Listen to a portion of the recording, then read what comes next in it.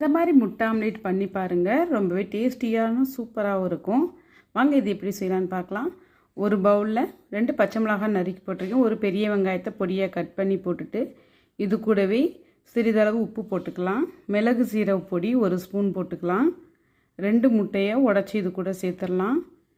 நல்லா இந்த மாதிரி கரண்டி வச்சு நல்லா பீட் பண்ணிக்கணும். முறை பொங்குற அளவுக்கு நல்லா இந்த மாதிரி பீட் பண்ணிக்கணும். கலந்து எடுத்து வச்சாச்சு. இப்போ தோசை தவாவை அடுப்பை ஆன் பண்ணி வச்சுக்கலாம். இதில் 2 டேபிள் ஸ்பூன் எண்ணெய் ஊற்றிக்கலாம். எண்ணெய் காஞ்ச உடனே நம்ம கலந்து வச்ச முட்டையை ஊற்றிக்கலாம். முட்டையை ஊற்றி இந்த மாதிரி நல்லா பஃபியாக வரும். இந்த ஸ்டேஜில் கருவேப்பிலையை இது மேலே தூவி விட்டுக்கலாம். முட்டை ஒரு பக்கம் செவந்துருச்சு. இப்போ திருப்பி போட்டுக்கலாம். 2 பக்கமும் நல்லா இந்த மாதிரி கோல்டன் ப்ரௌன் ஆனோடனே பிளேட்டுக்கு எடுத்து வச்சிடலாம். ரொம்பவே சூப்பராக ரெடி ஆகிடுச்சு வெங்காயம் முட்டை ஆம்லேட்.